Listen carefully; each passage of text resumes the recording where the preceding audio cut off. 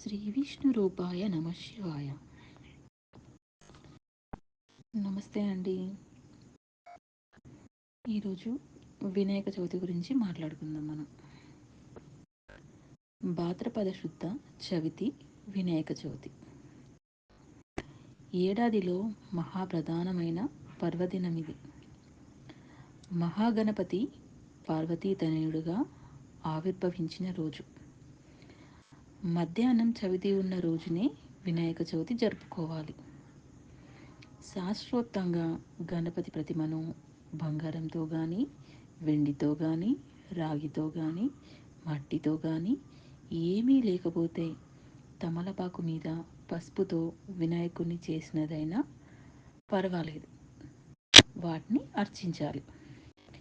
దుర్వాలు, మారేడు దళాలు గణపతికి ప్రీతికరాలు కనుక వాటితో అర్చించాలి.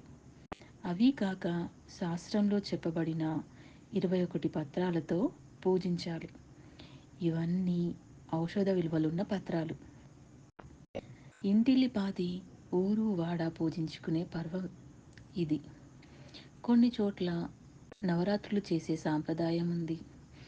ప్రతి ఇంట యథావిధి గణపతిని పత్రాలతో పూజించి ఆయనకు ప్రీతిపరంగా ఉండ్రాళ్ళు, కుడుములు, వెలగ, అరటి, కొబ్బరి మొదలైన ఫలాలను నివేదించాలి. పాలవెల్లి అలంకరణమే ఒక చక్కని అనుభూతి. మొక్కజొన్న పొత్తులు, వెలగ, కమల మొదలైన పళ్ళు, కాయలు పాలవెల్లి నుండి వేలాడదీసి మామిడి తోరణాలు, చిన్న అరటి ముక్కలు మొదలైన వాటితో అలంకరించి విఘ్నేశ్వరుణ్ణి సర్వలోకేశ్వరునిగా పూజిస్తారు.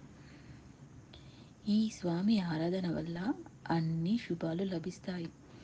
వెంటనే దయ చూపించే సులభ ప్రసన్నుడు విఘ్నరాజు. విఘ్నేశ్వరుని వ్రతకల్పమందు మనం తప్పకుండా పాటించాల్సినవి: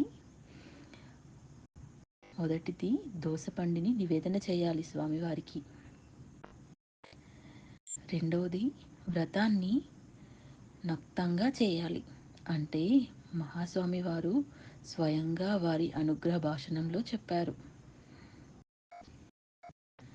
మూడవది, కథాశ్రవణం. సిద్ధి వినాయక వ్రతకల్పం యొక్క చూడమని ఏం చెప్తుందంటే, వినాయక చవితి రోజు తప్పకుండా దోసపండు నైవేద్యం పెట్టాలి. దోసపండు నైవేద్యం పెట్టి ఏవీ పుట్టకపోయినా అపచారం లేదు. మనం కాయగూరగా తినేది ఏదైతే ఉందో పండిపోయిన తర్వాత లోపల గింజలను తనంతట తాను విడిచిపెట్టేసేది దోసపండు ఒక్కటే. ముచ్చిక నుండి తనంతట తాను తేలిగ్గా విడిపోయేది దోసపండు మాత్రమే.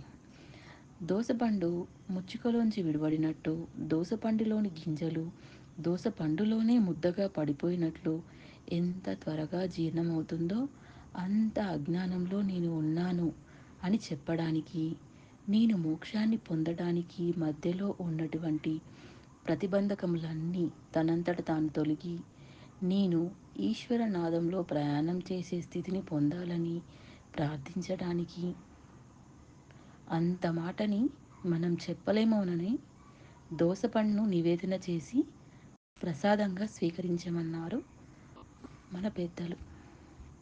ఇది అండి సంగతి. అందరికీ వినాయక చవితి శుభాకాంక్షలు.